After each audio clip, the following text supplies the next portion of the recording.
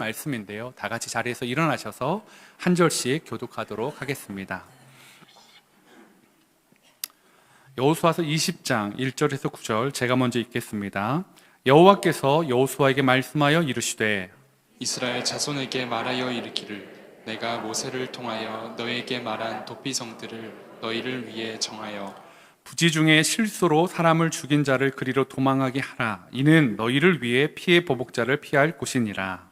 이 성읍들 중에 하나는 도피하는 자는 그 성읍에 들어가는 문 어귀에 서서 그 성읍의 장로들의 귀에 자기의 사건을 말할 것이요 그들은 그를 성읍에 받아들여 한 곳을 주어 자기들 중에 거주하게 하고 피해 보복자가 그의 뒤를 따라온다 할지라도 그들은 그 살인자를 그의 손에 내주지 말지니 이는 본래 미워함이 없이 부지 중에 그의 이웃을 죽였음이라.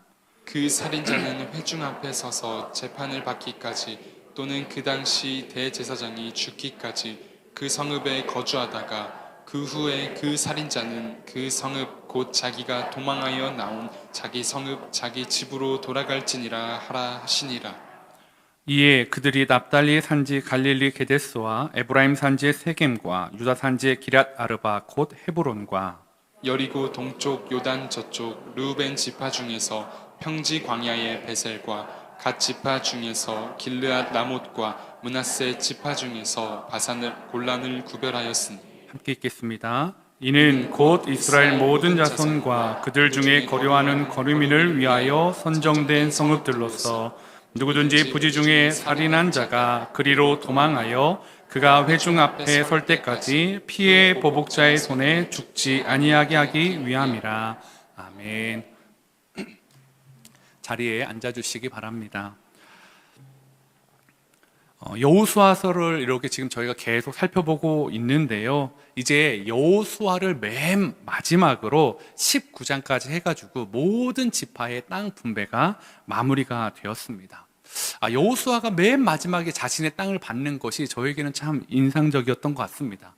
마치 여호수아와 갈렙이 그랬던 것처럼 자신의 권리나 자신의 어떤 의를 드러내는 것이 아니라 순종함으로 맨 마지막에 자신의 지파 중에서 자기가 받아야 될 것들을 이렇게 받는 것이 참 아름다운 모습인 것 같습니다. 이제 모든 지파가 땅을 분배받았고 여호수아도 땅을 분배받았습니다. 그렇다면 아마 이제 여호수아서의 모든 말씀이 마무리를 지어도 크게 이상하지 않을 것 같습니다. 모두가 땅을 받았고 행복하였더라. 그런데 성경은 그렇게 마무리하지 않고 오늘 20장에서 전혀 다른 이야기를 보여주고 있습니다. 그러면서 이미 다 나눠졌는데 너희가 받은 것 중에서 48개의 성읍을 다시 내어놓으라 라고 말하고 있습니다. 좀 이게 저는 좀 번거롭다라는 생각을 해보게 되었습니다. 나눠주기 전에 48개 성을 다 빼고 자, 요거 너희 진영의 지파의 땅은 이건데 여기에서 48개 성은 너희 게 아니야 라고 딱 이렇게 주면 되는데 다 나눠준 다음에 그 땅을 다시 회수하고 있다라는 것입니다. 그러니까 사실은 받은 입장에서 보면 처음부터 아니면 모르겠는데 줬다가 뺏어간 거예요. 그러면 마음이 좀 찝찝하지 않습니까? 그 중에 특별히 오늘 6개의 성읍을 도피성으로 내놓은 지파들은 조금 더 그 마음이 어쩌면 더 클 수도 있을 것 같습니다. 왜냐하면 이 6개의 성읍 안에는 우리가 잘 아는 성읍이 있기 때문입니다. 어디냐면 바로 갈렙과 연관이 지어졌던 유다 지파의 헤브론이라는 곳입니다.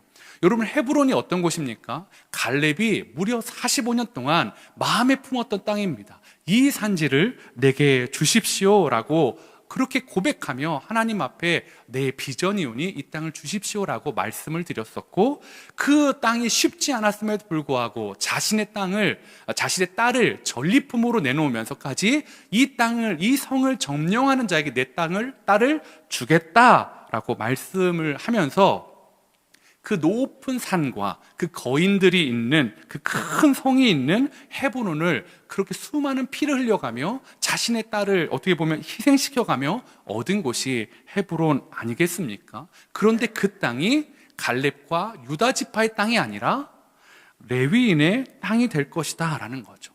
그리고 에브라임 지파가 내놓은 세겜도 매우 중요한 곳이었습니다. 아브라함이 약속의 땅에 처음 들어와서 예배드렸던 곳, 정착했던 곳이 바로 세겜이었고요. 다시 출애굽을 하면서 요셉의 유고를 가지고 나왔는데 그 유고를 안장한 곳이 세겜이었습니다. 즉, 이 6개의 성읍은 그냥 각 6개 지파 중에 그냥 있어도 그만 없어도 그만인 땅이 아니라 그들에게 매우 소중했고 그들이 차지하기 어려웠고 영적인 의미도 있는 땅을 다시 달라라는 것입니다. 가장 큰 성읍, 가장 좋은 것을 지금 요청하고 있다라는 거죠. 왜 도피성으로 이 성을 제공하는 6지파는 이처럼 중요한 땅을 내놓아야 했을까요? 저는 이 가나안 땅이 젖과 꿀이 흐르는 약속의 땅이 될 수 있었던 이유가 도피성이기 때문이라고 생각합니다.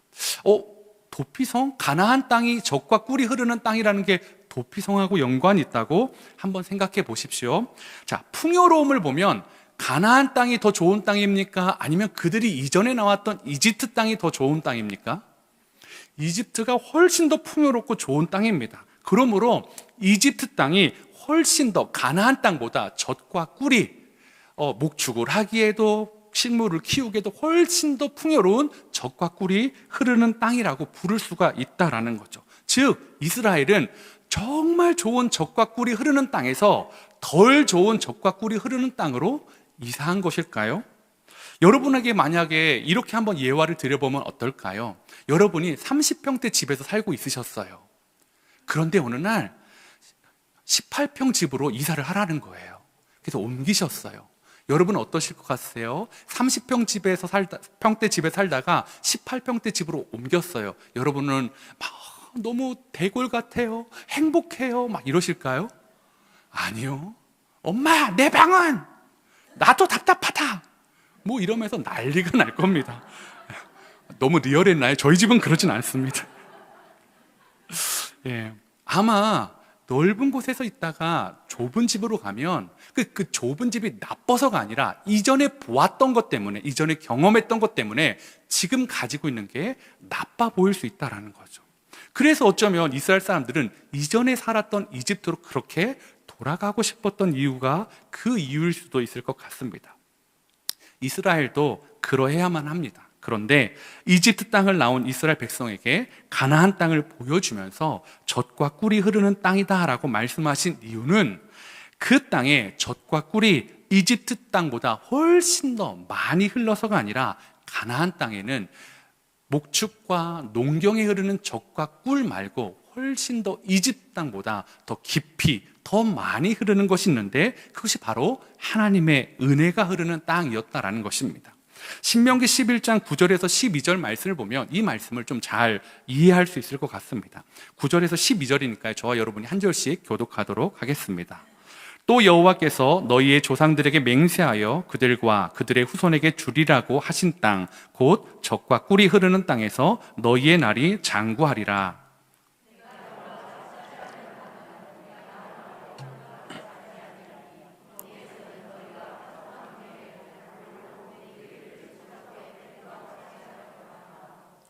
너희가 건너가서 차지할 땅은 산과 골짜기가 있어서 하늘에서 내리는 비를 흡수하는 땅이요 내 하나님 여호와께서 돌보아 주시는 땅이라.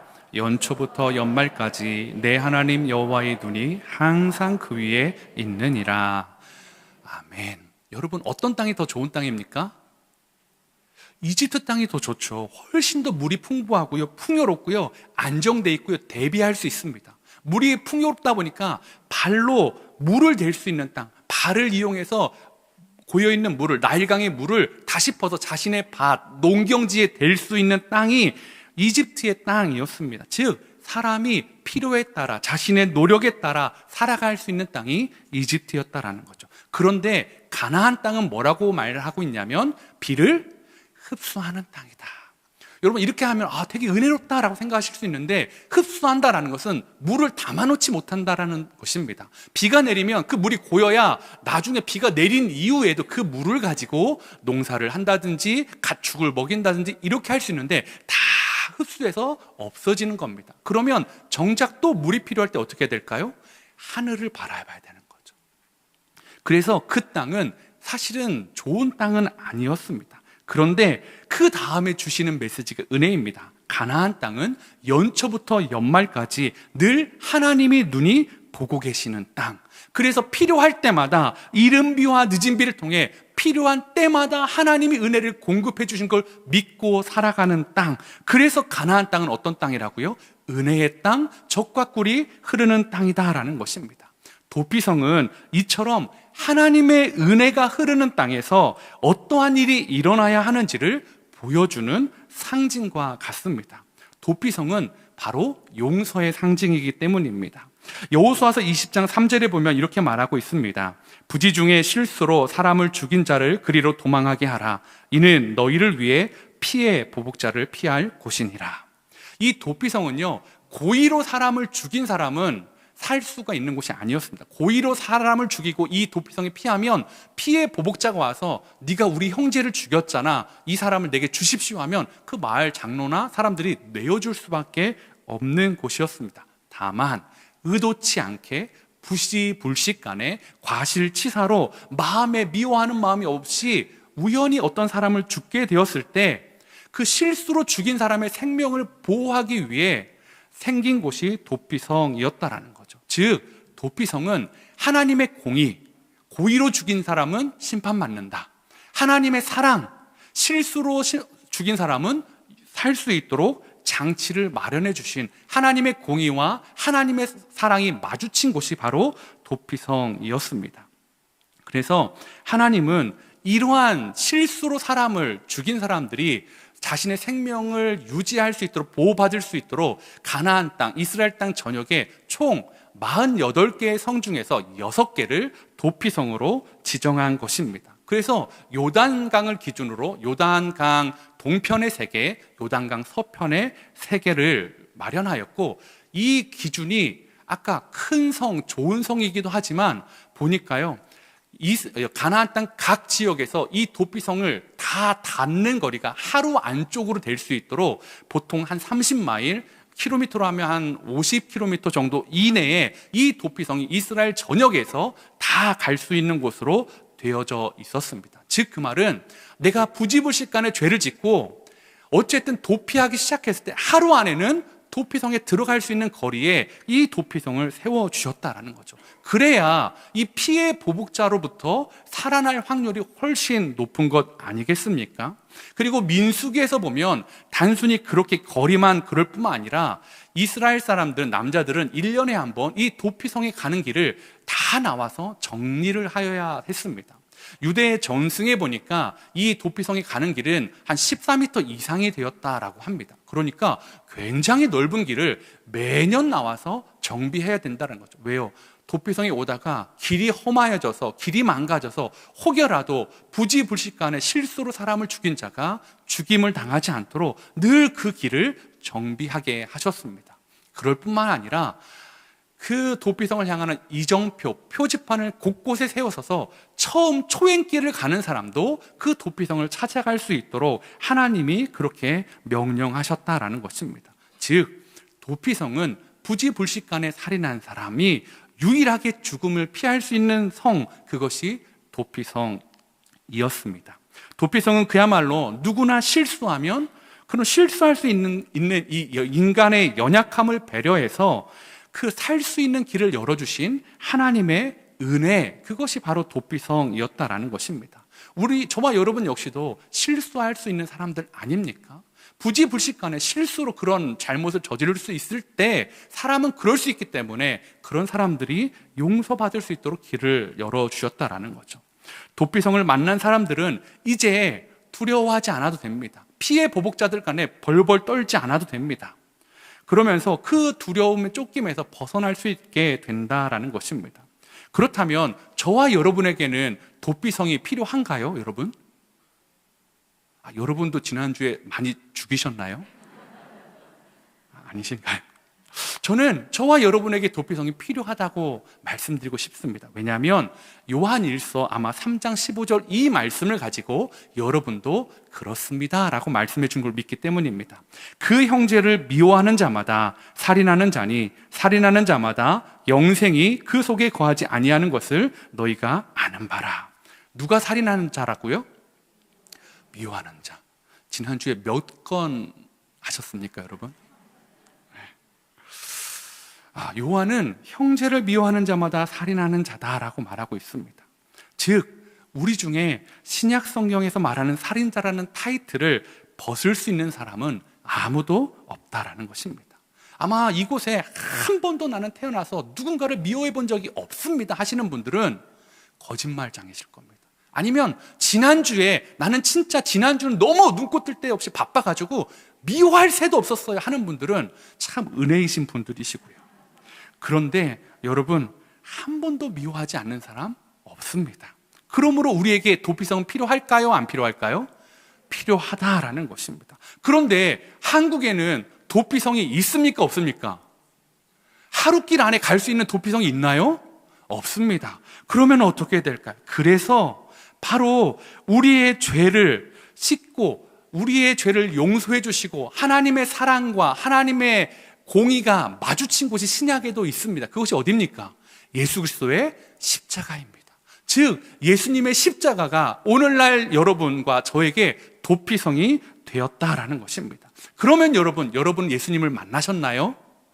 여러분이 예수님의 십자가를 믿으십니까? 그러면 여러분은 지금 오늘날의 도피성을 이미 만나고 경험한 자들이다라는 것입니다. 여러분의 연약함과 실수로 지은 죄들을 예수님을 만남으로 인해서 예수님이 다 용서해 주셨습니다. 여러분 믿으십니까? 그렇다면 도피성을 만난 저와 여러분은 어떻게 살아가야 될까요? 첫 번째는 이것을 말씀드리고 싶습니다. 십자가의 은혜를 붙잡아야 한다라고요. 도피성에 피한 사람들은 도피성을 만난 것만으로 안심되고 두려움에서 벗어날 것입니다. 그런데 도피성에 들어간 사람들이 그들의 일상이 다 회복된 것이 아니었습니다. 그들은 도피성 안에서만 살아야만 했습니다. 어느 날 나무를 하러 갔다가 도끼가 헐거워서 도끼를 하는데 도끼 자루에서 도끼 날이 빠져가지고 옆에 있는 사람이 맞아가지고 죽었어요. 실수였어요. 근데 이 사람이 결혼한 지가 얼마 안 됐어요. 신혼이에요.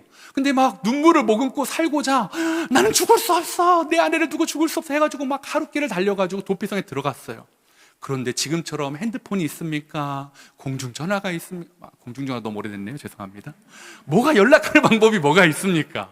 하니까 이 사람이 아내가 너무 생각이 나는 거예요. 그래서 밤에 몰래 도피성을 빠져나왔어요. 그리고 막 가가지고 아내한테 나 어느 땅에 있는 도피성에 있어 라고 이것만 말해줘야지 하고 몰래 가다가 피해 보복자를 만나서 죽임을 당했다고 해보십시오. 그러면 그 피해 보복자는 아무런 죄가 없다라는 것입니다. 즉, 이 도피성에 실수로 사람을 죽인 사람이 보호되는 것은 딱 도피성 안에서만이었다라는 것입니다.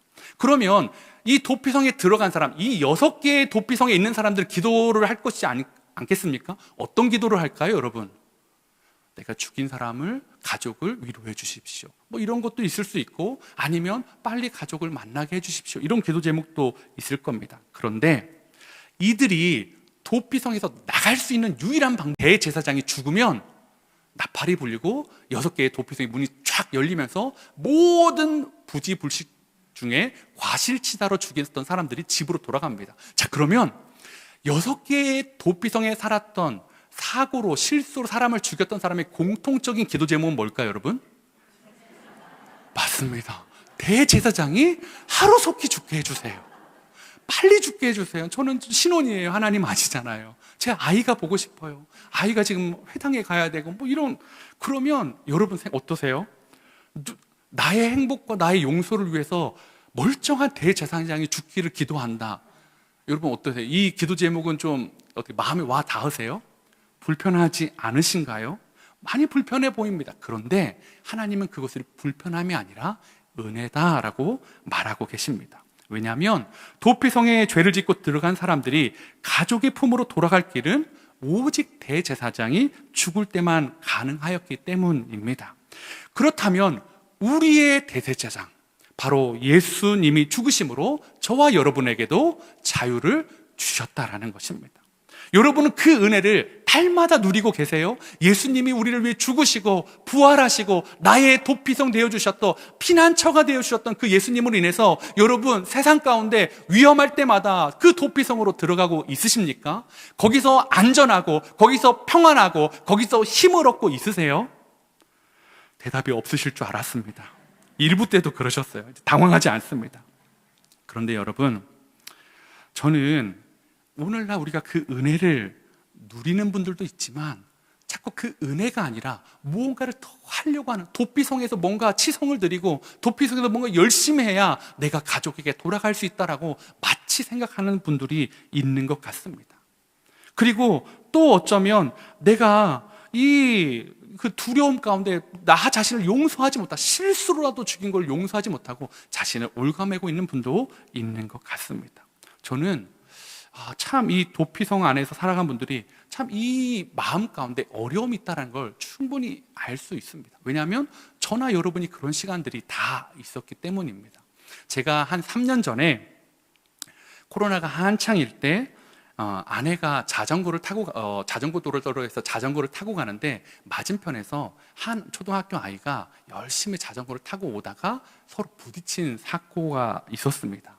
그런데 부딪혔는데 다행히 감사하게도 이 아이는 크게 안 다쳤어요. 그런데 제 아내는 타고 온 그 아이의 자전거의 핸들에 이 얼굴을 부딪히면서 눈이 막 캄해지면서 거의 자기가 안 보이는 그런 수준이 되었다라고 이렇게 했습니다. 그러다가 다행히 아이는 어떠냐 너 하는데 아이는 괜찮더라고요. 근데 아이 혼자 자전거를 타고 왔기 때문에 아이를 안심시키고, 일단 아이를 안심시키고 어머니 핸드폰 번호 알려줘 해가지고 부모님께 전화해가지고 아이가 이러이러한 상황인데 아이는 괜찮은 것 같습니다. 혹시 오시면 제가 이제 아내를 데리고 병원을 가려고 합니다라고 이렇게 말씀을 드렸습니다. 어머니가 너무 놀라셔서 이제 오셨죠. 다행히 아이는 괜찮아서 제 연락처도 이제 다 드리고 또 그분의 연락처도 이렇게 받고 해서 나중에 연락드리겠습니다 하고 저는 아내를 데리고 병원에 갔습니다. 근데 이제 아내가 이 눈 밑에 있는 안화골절, 이 뼈가 골절이 된 겁니다. 그래서 이제 수술을 해야 되는 상황이 되었고, 이제 수술을 하기 위해서 그 근처에 있는 병원이 아니라 이제 또 큰 대학병원으로 옮기게 되었습니다. 그러면서 이제 또 그 아이도 궁금하기 때문에 제가 아이 어머니께 전화를 드렸습니다. 아이가 어제는 괜찮았는데 어떠세요? 그랬더니 우리 아이는 크게 괜찮아요. 뭐 무릎이 조금 까진 것 정도예요. 다행입니다. 제 아내는 오늘 수술합니다. 이렇게 말씀을 드렸어요. 그랬더니 그분이 제 아이도요 이렇게 아파가지고요 이렇게 앞으로 뭘 해야 되는데 이게 어떻게 잘 될 수 있을지 모르겠어요. 이렇게 말씀을 하시더라고요. 그래서 제 느낌에 이제 여기부터는 제 소설입니다. 이제 그분이 어떤 마음인지는 저는 몰라요. 제 생각이에요. 그리고 제 바닥을 조금 보여드릴게요. 그리고 나서 제가 이분이 불편하시구나. 그래서 제가 전화를 드린 건 아이가 걱정돼서였습니다. 아이가 괜찮다고 하니까 다행이고요. 혹시 아이가 며칠이 지난 다음에도 몸이 좀 안 좋거나 그럼 언제든지 연락 주시면 저희가 치료하는데 최선을 다해서 돕겠습니다. 그리고 제 아내는 저희가 알아서 다 할 테니까 신경 쓰지 않으셔도 됩니다 하고 전화를 다 끊었습니다. 그리고 그 뒤로 한 번도 그분은 저에게 연락을 주지 않으셨습니다. 여러분 어떤 목사입니까? 저는 좋은 목사이죠. 여기까지는 좋았어요. 그런데 그 다음에 제 바닥이 드러나기 시작합니다. 수술을 하고 의사가 한 1년 정도 걸릴 겁니다. 회복하는데 여기 이제 누르면 아프고 비가 올려서 쑤시고 아프고 이게 얼굴에 연결된 신경이 있다 보니까 이도 아파서 아내가 이제 뭘 이렇게 씹는다든지 면을 끊는다든지 그걸 못합니다. 그리고 사실은 3년이 지난 지금도 못하고 있습니다. 그리고 밤이 되면 그 당시에는 흉통이 생겨가지고 숨도 못 쉬고요. 막 이렇게 이제 그런 시간들을 보내게 됐습니다. 그러다 보니까 어떤 마음이 생각이 들었을까요? 한 번도 전화 주지 않은 그분이 미운 거예요. 그러니까 그분의 상황은 모르죠. 여러 가지 이유가 소설이라고 했습니다. 그냥 제 마음속에서 막 소설을 쓰는 거예요. 그분은 내가 아내가 수술한다고 하니까 혹시 돈 돈을 대한 것 때문에 그런 거였을까? 저는 그냥 기도만 해주십시오 하고 끊었는데 혹시 그런 것 때문에 연락을 안 하시는 걸까? 그러면서 어떻게 그럴 수 있지? 막 그런 마음들이 막 제 마음에 들어오는 겁니다. 그런데 여러분, 저와 함께 사는 제 아내가 참 괜찮은 사람이에요. 안 믿으시나요? 아내가 이렇게 제가 얘기했습니다. 여보, 그냥 잊어버려요. 아이가 안 다친 것만 해도 다행이잖아요. 그렇지. 그런데 여러분, 그 마음에 설득이 안 되는 거예요. 아내가 계속 힘들어하니까 밤마다 숨을 못 쉬고 밤마다 아파하고 막 하는데 그게 그리고 몇 개월, 사실은 지금까지도 이어져 오고 있으니까요. 그럴 걸 볼 때마다 이제 어느 순간에는 그 부모와 아이에 대해서 잊어버렸어요. 그런데 그 미워하는 마음이 어디로 향하는지 아십니까? 저한테 향하는 겁니다. 별의별 걸 다 생각나게 하더라고요. 아내 자전거 안장을 애들처럼 낮춰줬으면 어땠을까? 그냥 발로 이렇게 딛고 갈 수 있을 정도로 낮춰줬으면 혹시 좀 괜찮은 건 아니었을까? 자전거를 못하게 막았으면 어땠을까? 아니면 그 길을 가지 않았으면 어땠을까? 여러 가지 것들이 제 탓을 하게 되고 참 그 마음들이 자꾸 저를 죄책감에 쌓이게 만들었습니다. 그래서 그러다가 또 화가 나고 또 심지어는 아내가 오랫동안 아파하니까 아파할 때마다 그 마음이 불쑥불쑥 미안함, 미움, 죄책감, 힘듦, 심지어는요 오랫동안 아파하니까요 그 힘들어하는 아내한테 조금 짜증이 나려고 하더라고요. 여러분, 그게 제 모습입니다.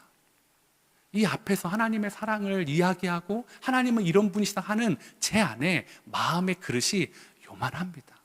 여러분, 그런데 제가 그것들을 떨쳐버릴 수 있는 시간이 있었습니다. 아내가 뭐 그렇게 말한 것이 아니라요, 너무 속상해가지고요, 그 사람도 솔직히 미웠고요, 그러면서도 감사하려고 하는데 억지로 감사해야지가 아니라 너무 마음이 그래가지고 하나님 왜 이런 일이 있죠? 하면서 하나님 앞에 제가 물어봤습니다. 그러면서 하나님께 하나님 어떻게 뭐가 이걸로 인해서 제가 손해본 건 뭐고 제가 그동안 하나님께 받은 건 뭡니까 하면서 이제 이게 한번 좀 비교해 봤습니다. 손익계산서를 한번 해본 거죠. 하나님한테 손해본 거, 아내 치아, 아내 면 못 먹어, 아내랑 뽀뽀할 수 없어. 심각한 거 아닙니까? 예. 아내가 이것저것 할 수 없고, 아내가 비가 오는 날이나 힘들 때는 너무 아파하고 흉통도 있고 뭐 여러 가지 것들 막 적었습니다. 그래도 야, 이 정도면 진짜 하나님 앞에 따질 수 있겠다. 그리고 나서 하나님께 받은 은혜를 적어보기 시작했습니다. 그런데요, 제 소설 속에 그 가정이 조금 미웠었는데요, 그 아이가 안 다쳐서 감사. 내 아내 하나만으로 씨름할 수 있으면 감사하더라고요. 만약에 그 아이가 너무 아팠다면 제가 어떻게 할 수 있었을까라는 생각을 해보게 되었습니다. 그리고 하나님이 주신 은혜를 하나, 둘 볼 수 있는 것 감사, 아내가 옆에 있는 것 감사, 아이들 옆에 아내가 있을 수 있음에 감사. 다 쓰는데 쓰다가 안 써도 되겠다. 아직도 받은 게 너무 많은데 손익계산서 다 가보지 않아도 받은 은혜가 너무 컸다라는 것입니다. 여러분은 어떠십니까? 여러분의 손익계산서는 어떠십니까? 혹시 여러분은 예수님을 만났는데 혹시 여전히 자신을 향해서 혹시 죄책감과 정죄함과 미움과 하는 그런 마음 가운데 혹시 빠져 있지는 않으십니까? 사랑하는 성도 여러분, 오늘 하지 말아야지, 사랑해야지가 아니었습니다. 어떻게 한다고요? 오늘 제가 첫 번째로 드렸던 말씀이요, 십자가의 은혜를 붙잡히면요, 십자가의 은혜에 붙잡히니까요, 그게요 덜 생각나더라고요. 십자가의 은혜가 얼마나 컸던지, 하나님의 지켜주신 거, 하나님의 보호하심이 얼마나 컸던지, 내가 도피성 안에 머물 수 있는 게 얼마나 감사한지를 느끼니까요, 그게 크지 않게 느껴지더라고요. 제 머릿속에 소설이 멈췄습니다. 그렇지 않을 거야. 사랑하는 성도 여러분, 여러분 안에 미움의 소설이 멈춰지기를 원합니다. 여러분 안에 미움의 어떤 용서하지 못하는 무엇인가에, 그것이 여러분 자신이든 아니면 누군가이든 그것을 멈출 수 있으려면 여러분 사랑해야 되는데 안 되더라고요. 어떻게 해야 된다고요? 예수님을 붙잡으십시오. 도피성을 만나 우리는 두 번째는요, 다른 사람의 도피성이 되어 주어야 한다라는 것입니다. 도피성은 히브리어로 이르 미클라트라는 단어입니다. 이르 미클라트, 무슨 뜻이냐면 받아들이는 성읍, 받아들이는 성이라는 뜻을 가지고 있습니다. 뭘 받아들이는 겁니까? 아무도 받아주지 않는 것. 아니, 그들이 내가 받아줄게요 하고 받아줘도 보호해줄 수 없는 사람들, 그런 능력도 없는 사람들은 도피성은 그 능력이 있는 겁니다. 내가 받아줄게. 그 안에 들어가면 안전하다라는 거죠. 저와 여러분은 예수님이 이미 받아주신 분들입니다. 아멘이십니까? 저와 여러분은 이미 예수님의 도피성 안에 있는 사람들입니다. 그래서 예수님께 받아진 사람들은 다른 사람들을 향해 어떻게 해야 돼요? 다른 사람을 들어오는 사람들에서 정죄하는 게 아닙니다. 나도 이미 도피성 안에서 도피성 안에 들어온 사람을 정죄한다? 나도 부지불식간에 누구를 죽여놓고 또 다른 부지불식간에 들어온 사람을 정죄한다? 아니요. 똑같이 도피성 안에 있는 사람들이다라는 것입니다. 도피성 안에서, 그리고 또 다른 사람들의 세상에서 여러분이 도피성이 되시기를 바랍니다. 여러분, 선한 사마리아 비유 아시죠? 선한 사마리아인은 비유가 이렇게 합니다. 어떤 율법 교사가 예수님께 영생에 대해서 묻다가 나중에 질문이 누가 내 이웃이냐라는 것으로 이렇게 번져가게 되었습니다. 그러면서 예수님이 이렇게 예화를 드셨습니다. 예루살렘에서 여리고로 내려가는 길에 한 사람이 강도를 만났다. 모든 것을 빼앗기고 구타를 심하게 당해서 죽을 위기에 처해 있었다. 아니, 죽어가고 있었다. 그런데 제사장이 지나가고 레위인이 지나갔다. 율법을 잘 아는 사람들이 지나가는데 그들은 피하여 도망갔다. 여러분, 분명 그들에게도 이유가 있었을 것입니다. 어쩌면 시체를 만지면 부정한 기간이 있다는 것을 알기 때문에 죽었을 거야, 만지지 말아야지 하고 갔을 수도 있고요. 아니면 강도를 만났네? 그러면 여기에 아직 강도가 있을 수 있어, 도망가야지. 이런 이유, 핑계가 충분히 될 수 있다라는 거죠. 그런데 그 다음에 나오는 사마리아인 때문에 그 핑계가 아니게 됩니다. 그 핑계가 부끄럽게 됩니다. 사마리아인은 부정한 사람인지 만져도 부정한 걸 알면서도 그 사람에게 다가갔습니다. 어쩌면 그곳에 강도가 남아있을 줄 알면서도 그에게 다가갔습니다. 자신도 강도당할 수 있지만 그에게 다가가서 그를 치유하고 주막에 데려가서 그를 맡기고 돈을 맡기고 그를 치유해 주기를 부탁했습니다. 그리고 나서 예수님이 이렇게 묻습니다. 누가 강도 만난 자의 이웃이냐? 여러분, 누가 강도 만난 자의 이웃입니까? 사마리아인입니다. 사랑하는 성도 여러분, 오늘 사마리아인, 강도 만난 사람, 제사장, 레위인, 이 사마리아인 비유에 나오는 사람들, 여러분은 누구이신 것 같습니까? 저와 여러분은 누굴까요? 사마리아인? 아니에요.